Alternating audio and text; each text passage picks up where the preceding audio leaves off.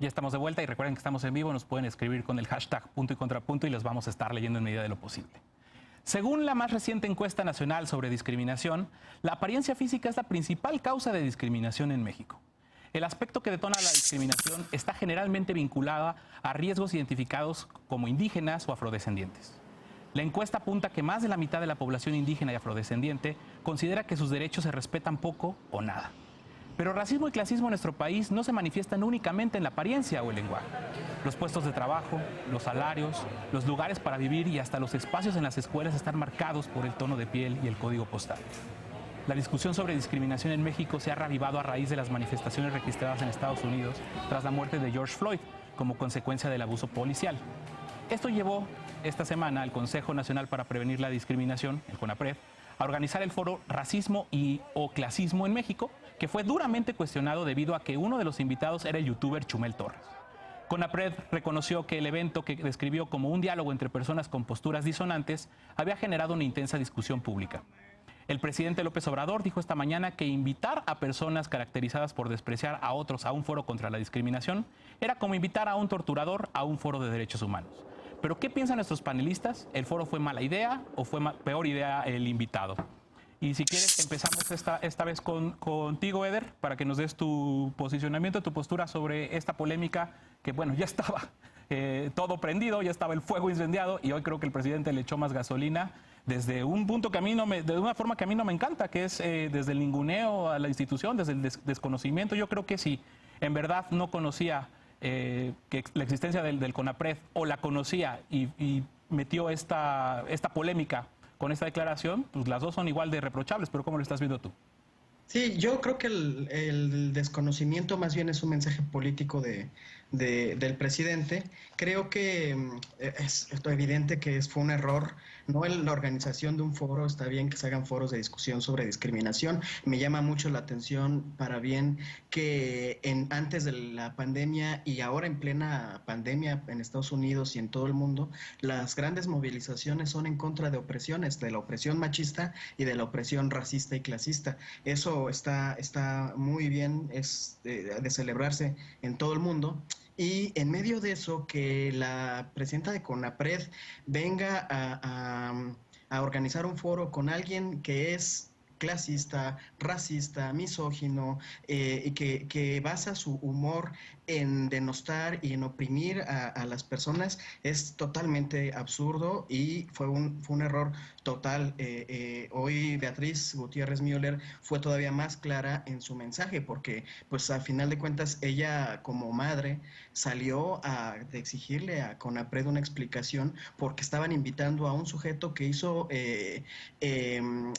insultos clasistas y racistas en contra de su hijo menor y creo que en ese sentido es un mensaje absolutamente negativo, es un imperativo ético para una institución que se supone que tiene que erradicar las formas de opresión, escuchar a las personas oprimidas, no a las opresoras, y en ese sentido creo que no tenía cabida este tipo de panelista.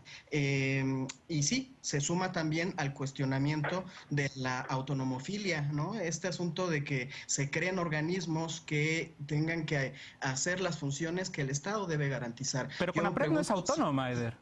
bueno, pero es una instancia que bien podría ser absorbida, las Lo funciones podría de hacer el CONAPRED ejército también, podrían ¿no? ser asumidas por Secretaría de Gobernación. Ahora que el presidente, y ojo, el presidente ha dicho que Secretaría de Gobernación tiene que convertirse en la Secretaría de Defensa de los Derechos Humanos. Pero ahí está ubicado. Yo todavía no lo veo claro eso. Entonces, la otra vez decíamos, si vamos a hacer una crítica desde la 4T a estos organismos, a esta descentralización del Estado, entonces tenemos que garantizar que los nuevos mecanismos para garantizar los derechos y la transparencia sean eficaces y eficientes. Y hasta ahora sigue quedando de ver la Secretaría de Gobernación, pero yo creo que las funciones de CONAPRED deberían estar dentro de la Secretaría de Gobernación.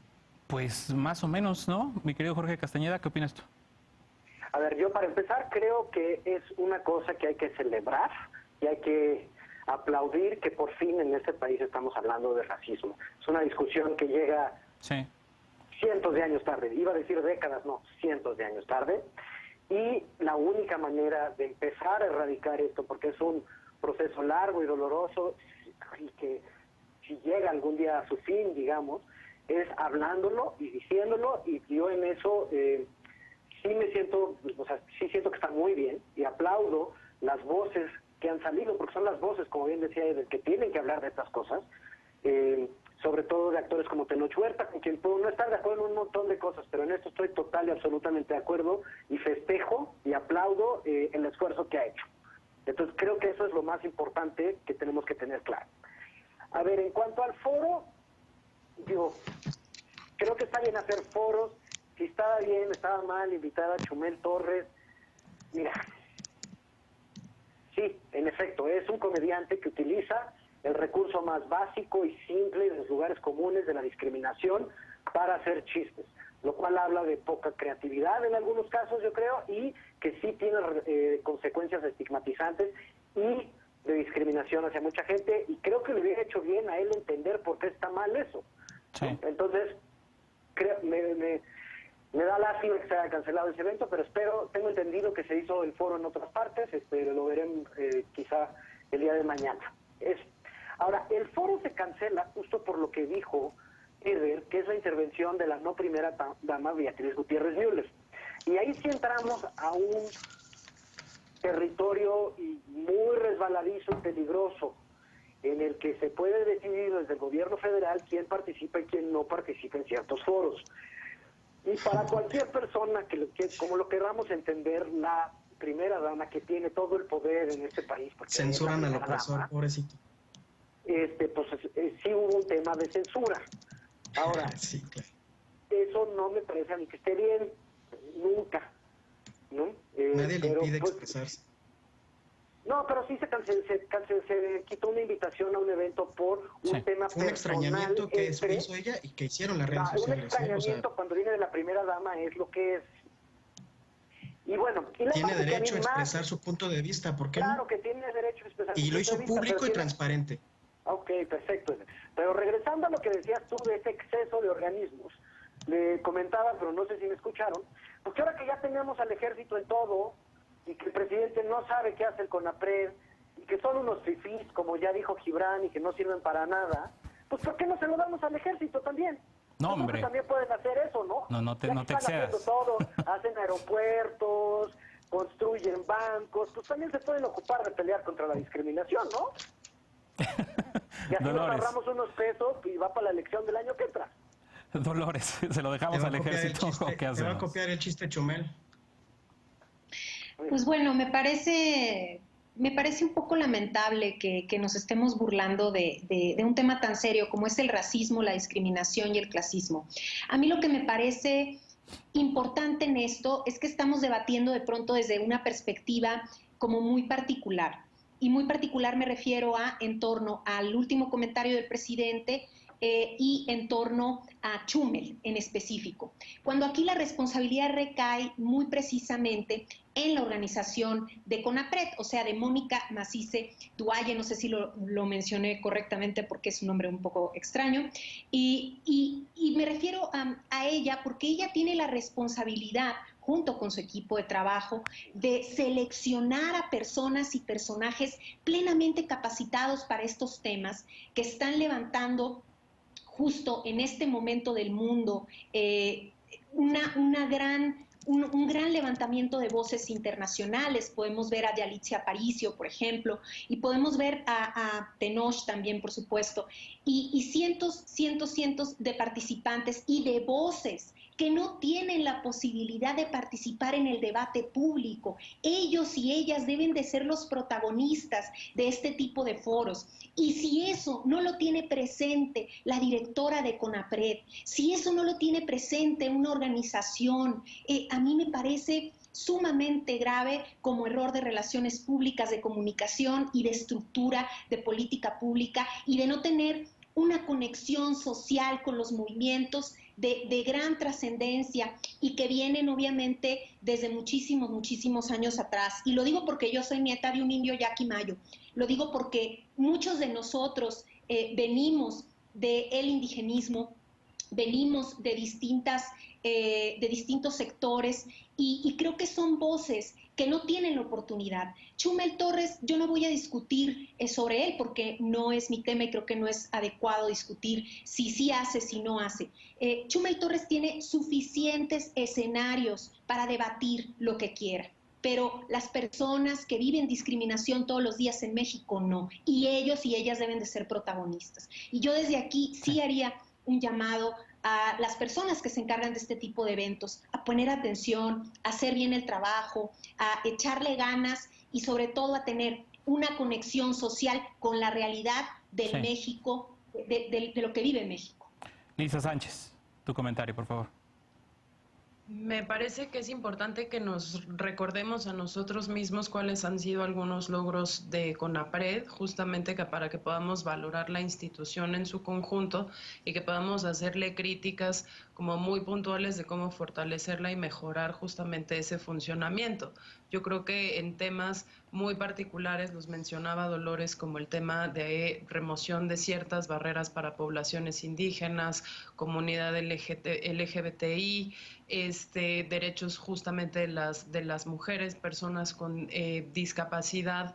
El CONAPRED ha sido particularmente relevante, por ejemplo, como para poder remover ciertas barreras que existían en la expedición de pasaportes para personas trans, en poder garantizar la autonomía de la decisión sobre sus cuerpos de los niños intersexuales, en poder acercar, por ejemplo, pues mayores campañas de información sobre los derechos de las trabajadoras del hogar, ¿no? Hizo un trabajo muy importante de sensibilización sobre ratificación de convenios internacionales, no solo a nivel de Naciones Unidas, sino a nivel hemisférico también, como la Convención Interamericana para erradicar toda forma de discriminación e intolerancia. O sea, hay muchísimas funciones que cumple el CONAPRED, además de organizar foros sobre temas particulares, como este caso, el tema de racismo y discriminación, que además una de las cosas que más se les criticó fue que se pusiera en signos de interrogación como si fuera una pregunta, si existe en México esto, cuando en realidad, pues bueno, lo que se tenía que discutir es hasta qué grado está arraigado institucional, estructural, socialmente, y cómo podíamos poner en práctica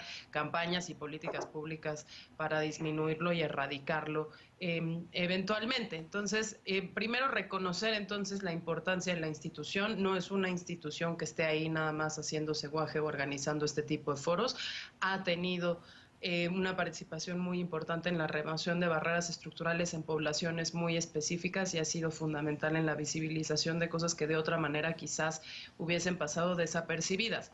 Ahora, sí ha habido críticas bien interesantes, y Genaro Lozano, el conductor de este programa, es uno de los que las ha hecho, sobre, por ejemplo, la composición de su consejo, la manera en la que se elige el titular, la inacción en periodos también durante gobiernos pasados de su potestad, lo mismo que discutíamos el bloque pasado, para presentar acciones, amparos o defensas, ¿no?, de población vulnerable que está siendo atacada desde el Estado y desde el Ejecutivo Federal, y que ahí es en donde tendríamos que concentrar esta crítica y no en este falso dilema sobre si en realidad la titular hizo bien o no en invitar a este personaje, que a mí en lo particular me desagrada mucho el uso del lenguaje y el uso de los recursos retóricos y de humor que utiliza. Y no tampoco en el otro falso dilema de si debería existir o no la institución, como si en realidad nos pudiéramos dar el lujo a estas alturas del racismo y el clasismo en México, y con la crisis económica que se nos viene encima por el tema de COVID, de prescindir de instituciones que están hechas y les fueron dadas atribuciones para la defensa justamente de las poblaciones que más sufren este tipo de prácticas nocivas, que los alejan no solo del disfrute y el goce de sus derechos, sino que también les previenen, por ejemplo, de manera muy consistente y de manera permanente la posibilidad de progreso social, económico, etcétera, que para el caso, sobre todo, por ejemplo, de las mujeres, es de particular importancia en conjunción con otras instituciones como podría ser el INMujeres o como podría ser la CNDH, ¿no? Entonces no hay que olvidar esos logros anteriores, esas críticas institucionales, y entonces centremos el debate en cómo podemos fortalecer CONAPRED y no en pues un episodio particularmente desafortunado en donde quien terminó siendo más famoso pues es el personaje que se cuestionó en el primer lugar, ¿no? Pero estos episodios ayudan. Dolores. Estos episodios ayudan. Precisamente el poner el dedo en el renglón sobre este tipo de decisiones. No se trata de que CONAPRED no esté haciendo su trabajo. Se trata de que el trabajo se debe reflejar a través de una comunicación efectiva. Y sí es importante que la directora ponga atención a este tipo de detalles.